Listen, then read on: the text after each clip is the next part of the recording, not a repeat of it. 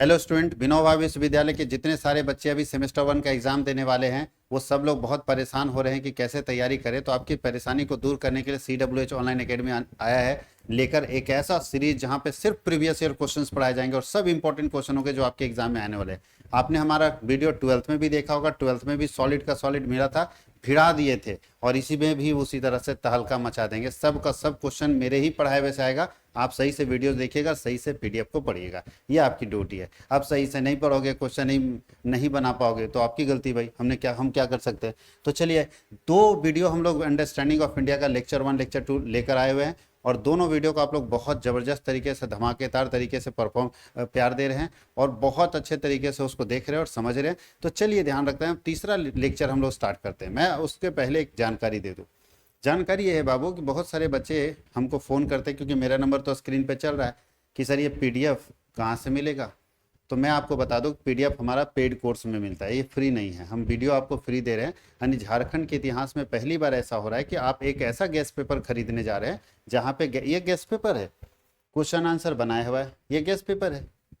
जो PDF हम बेच रहे हैं वो गैस पेपर है, ठीक है। और हम लोग 199 रुपये में आपको पाँचों सातों सब्जेक्ट का गैस पेपर दे रहे हैं। सारा सब्जेक्ट का गैस पेपर 199 रुपये में दे रहे हैं, और गैस पेपर देने के साथ साथ उसका वीडियो लेक्चर भी दे रहे हैं।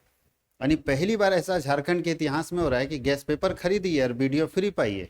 जबकि आप बाकी गैस पेपर खरीदते थे, विद्या शर्मा वर्मा कौन कौन आता है, वो आप खरीदते थे तो उसमें खाली आपको PDF मिल जाता था। अब मान लीजिए कुछ समझ आ रहा है, कुछ नहीं आ रहा है, जो थ्योरी वाला रहता था आदमी समझ जाता था, लेकिन न्यूमेरिकल नहीं समझ पाता था। हमारे यहाँ भाई आपको वीडियो भी मिलेगा, यानी आप गेस्ट पेपर खरीद लो, वहाँ से पढ़ो, और वीडियो लेक्चर भी आपको वहीं पे मिलेगा और यूट्यूब पे भी मिलेगा। तो आप यूट्यूब पे भी इसका मज़ा ले सकते हैं, और वहाँ पे जहाँ कोर्स खरीदे वहाँ भी इसका मज़ा ले सकते हैं, वहाँ से भी जाके देख सकते हैं। तो वहाँ पे आपको वीडियो और याद रखना PDF दोनों मिलने वाला है 199 में। कैसे खरीदेंगे? प्ले स्टोर से जाना है, CWH ऑनलाइन एकेडमी का ऐप इंस्टॉल करना है, उसमें लॉगिन करना है। लॉगिन करते समय दो ऑप्शन है, या तो रजिस्टर करके जाइए या तो OTP लॉगिन जाइए। तो जब मोबाइल नंबर डालिएगा, OTP आएगा, डिटेल भरिएगा, लॉगिन हो जाएगा।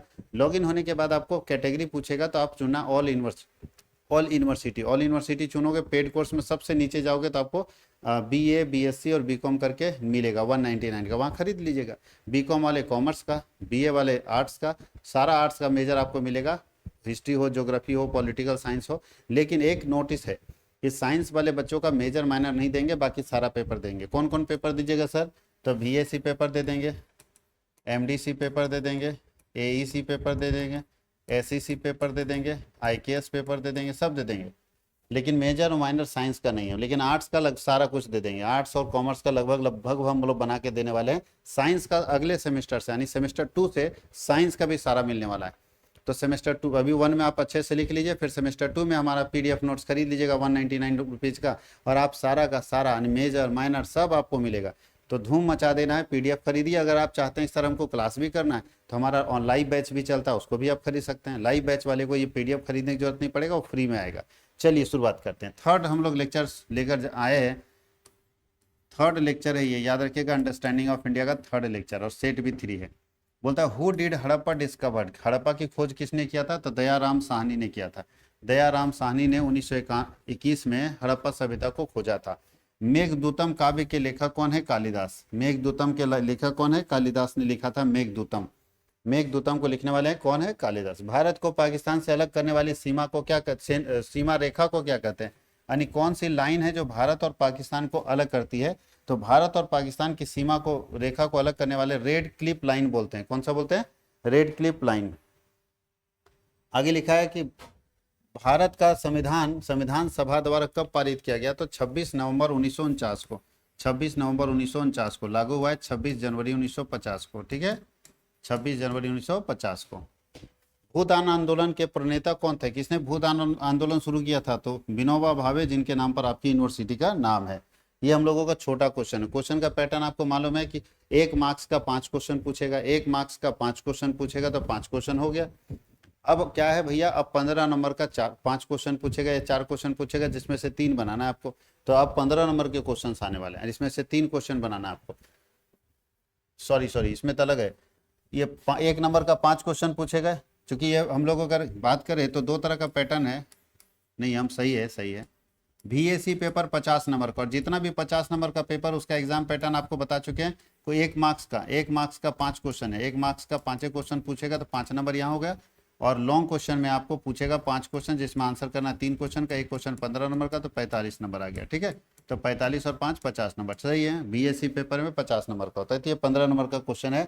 देखिए 15 नंबर में डिटेल लिखना होगा, यहाँ तो हम बहुत शॉर्ट में लिखे हैं, थोड़ा सा सोच के। तो बोलता है महावीर स्वामी की जीवनी और उनके उपदेशों का वर्णन कीजिए। तो चलिए शुरुआत करते हैं। महावीर स्वामी जैन धर्म के 24वें तीर्थंकर थे। उनका जन्म 599 ईसा पूर्व में वैशाली के पास कुंड ग्राम में हुआ था। उनके पिता राजा सिद्धार्थ और माता रानी तिरसला थी।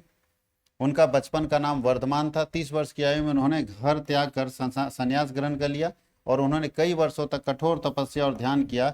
और 12 वर्ष की तपस्या के बाद उन्हें केवल ज्ञान की प्राप्ति हुई। और उन्होंने सत्य, अहिंसा, आत्म संयम के सिद्धांतों का उपदेश किया। उनकी शिक्षाएं सभी जीवों के लिए प्रति अहिंसा पर आधारित थी कि कोई किसी को मत मारो।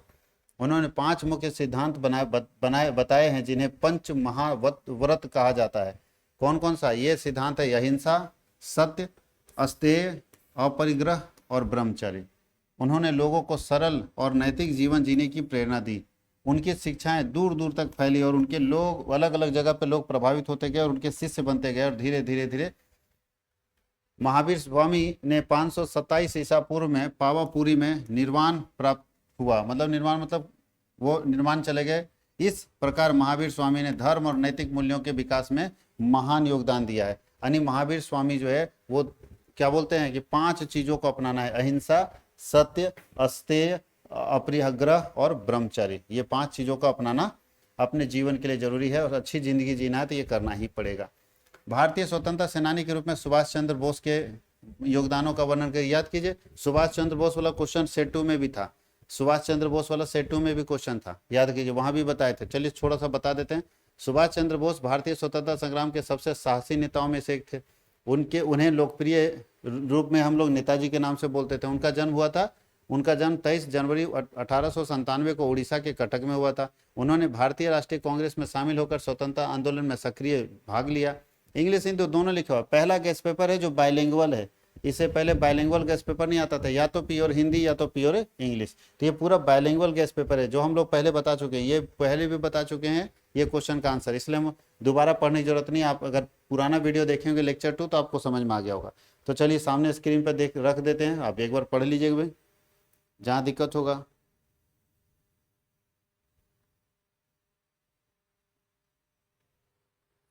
चलिए अगले क्वेश्चन की तरफ चलते हैं। आगे लिखा है क्या? भारतीय जलवायु को प्रभावित करने वाले कौन कौन से कारक है? कौन कौन सा ऐसा फैक्टर जिसके कारण भारत का जलवायु क्लाइमेट जो है वो प्रभावित हो जाता है? तो बोलता है कि भारत की जलवायु कई भौगोलिक और प्राकृतिक कारकों से प्रभावित होती है। जैसे latitude is an important factor affecting Indian climate. अक्षांश भारतीय जलवायु को प्रभावित करने वाला एक महत्वपूर्ण कारक है। अक्षांश समझते हैं कहाँ पे है हमारा भारत। उसके बाद कर्क रेखा भारत के मध्य से गुजरती है, उसे उष्ण कटिबंधीय तथा उपोष्ण कटिबंधीय क्षेत्रों में बांध देती है। ऊंचाई भी विभिन्न क्षेत्रों में बहुत ऊंचाई होने के कारण भी जलवायु प्रभावित हो जाता है। एल्टीट्यूड ज़्यादा होता है। हिमालय की भी जो है भारत की जलवायु को नियंत्रित करने में महत्वपूर्ण भूमिका निभाती है। हिमालय मध्य एशिया से आने वाली ठंडी हवाओं से भारत की रक्षा करता है। मध्य एशिया से जो ठंडा हवा आता है उसको हिमालय रोक देता है। भारत में उतना ज़्यादा क्लाइमेट का इम्पैक्ट नहीं पड़ता है। समुद्र से दूरी तापमान और वर्षा को प्रभावित करती है। समुद्र से जो दूरी है वो हमारा टेम्परेचर और वर्षा को प्रभावित कर रहा है। और तटीय क्षेत्रों में सम जलवायु होती है, एक जैसी, जबकि आंतरिक क्षेत्रों में अधिक उतार चढ़ाव होता है। यानी तटीय क्षेत्र मतलब है जो समुद्र के एरिया वाला जगह है वहाँ एकदम एक जैसा जलवायु रहेगा, लेकिन जो बाकी क्षेत्र है वहाँ उतार चढ़ाव होता रहता है, कभी ठंडा मतलब अलग अलग रहेगा। हिंद महासागर भी भारत की जलवायु को प्रभावित करता है। और मानसून पवने, जिसको हम लोग बोलते हैं मानसून का पवने, बोलता है मानसून आ गया। पवने भारतीय जलवायु को प्रभावित करने वाले सबसे महत्वपूर्ण कारक है। दक्षिण पश्चिम मानसून भारत में अधिक वर्षा लाता है। अगर दक्षिण पश्चिम मानसून पहले आ गया तो भारत में बारिश अच्छा होगी। पर्वत, मैदान, पठार जैसी स्थलाकृतियां भी जलवायु को प्रभावित करती है। पश्चिमी विक्षोभ उत्तरी भारत में सर्दियों में वर्षा लाते हैं। सर्दी के समय में देखिएगा, ठंडा के समय में बारिश हो रहा है तो पश्चिमी विक्षोभ हो रहा है, नहीं बोलता है नॉर्दर्न वेस्टर्न डिस्टर्बेंस। आप सुनेंगे मौसम वैज्ञानिक बोलता है वेस्टर्न डिस्टर्बेंस के कारण हो रहा है। यही पश्चिमी विक्षोभ है जिसके कारण जो है ठंडे के टाइम में भी बारिश हो जाती है। इस प्रकार अनेक भौगोलिक कारक मिलकर भारत की जलवायु को प्रभावित करते हैं। अगला क्वेश्चन है, भारतीय संविधान में मूल अधिकार से आप क्या समझते हैं? ये आपको बता दिया गया है। मूल अधिकार क्या है, उनका वर्णन कीजिए। तो याद रखना, भारत का संविधान में मूल अधिकार में हमें 6 अधिकार दिया गया। कौन कौन से अधिकार हैं? तो पहला यही, ये क्वेश्चन सेम था, देख लीजिए। मौलिक अधिकार मौलिक अधिकार वे मूल अधिकार हैं जो भारत के नागरिकों को दिए गए।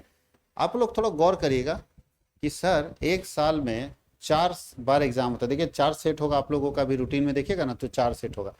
ये टोटल जो अंडरस्टैंडिंग ऑफ इंडिया का सिलेबस है ना, इसमें 2 सेट का क्वेश्चन है बन सकता है, 2 ही सेट का क्वेश्चन बन सकता है, उससे ज्यादा नहीं, यानी 2 सेट ही बन सकता है क्वेश्चन का अलग अलग।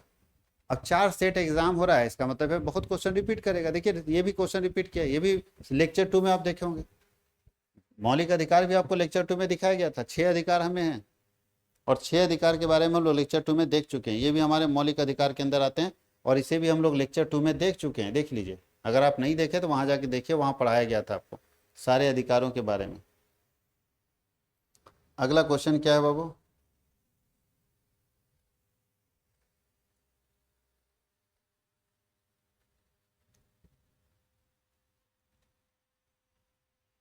चलिए अगला क्वेश्चन बहुत ये नहीं था, ये हम लोगों का नया क्वेश्चन है। बड़ा, भारत के आर्थिक विकास में उद्योगों की भूमिका की समीक्षा कीजिए। भारत के आर्थिक विकास में उद्योग की क्या भूमिका है? तो उद्योग भारत के आर्थिक विकास में महत्वपूर्ण भूमिका निभाते हैं। उद्योग वस्तुओं और सेवाओं के उत्पादन में सहायता करते हैं। ये बड़ी संख्या में लोगों को रोजगार प्रदान करते हैं। उद्योग देश की राष्ट्रीय आय को बढ़ाते हैं, देश का नेशनल इनकम बढ़ता है। और क्या लिखा है? ये सड़कें, परिवहन, संचार जैसी आधारभूत सुविधाओं के विकास में सहायता करते हैं। औद्योगिक विकास शहरीकरण और आधुनिकीकरण को बढ़ावा देते हैं। उद्योग प्राकृतिक संसाधनों के उचित उपयोग में सहायता करते हैं। ये अन्य देशों के साथ व्यापार और निर्यात को बढ़ावा देते हैं। और उद्योग कृषि के विकास में भी सहायता करते हैं, क्योंकि वे मशीनें और उर्वरक प्रदान करते हैं। लघु और कुटीर उद्योग ग्रामीण विकास में सहायक होते हैं। और लिखा है कि बड़े उद्योग बड़े पैमाने पर वस्तुओं का उत्पादन करके आर्थिक वृद्धि करते हैं। औद्योगिकीकरण लोगों के जीवन स्तर को सुधारता है। यानी उद्योग आने से सबको फायदा होता है। ये करो, ये सरकार के इनकम को भी बढ़ाता है, क्योंकि जितना ज़्यादा इंडस्ट्री आएगा उतना सरकार को टैक्स आएगा। इसलिए माना जाता है कि इंडस्ट्री सरकार के इकोनॉमिक ग्रोथ में, देश के इकोनॉमिक ग्रोथ में, लोगों के जीवन स्तर में, लोगों का इनकम बढ़ाने में बहुत मदद करता है। तो उद्योग से भारत का विकास बहुत हो रहा है। इसलिए हर देश में, दुनिया का जो भी देश हो, उद्योग उसको बहुत सपोर्ट कर रहा है आगे बढ़ने में, डेवलप करने में। तो औद्योगिक विकास किसी भी देश के आर्थिक विकास को, वहाँ के इकोनॉमिक डेवलपमेंट के, वहाँ के लोगों के जीवन स्तर को बढ़ाने में बहुत बड़ा भूमिका निभा रहा है। ये हम लोगों का सेट 3 कंप्लीट हो गया। आपको बताया एक साल में 4 सेट होता है ना, एक साल में 4 सेट का एग्जाम होता है। अब चौथा सेट हम लोग अगले लेक्चर में लेकर जाएंगे। 3 सेट हम लोग कंप्लीट कर चुके हैं, चौथा सेट का क्वेश्चन हम लोग अगले लेक्चर में आपको देखें।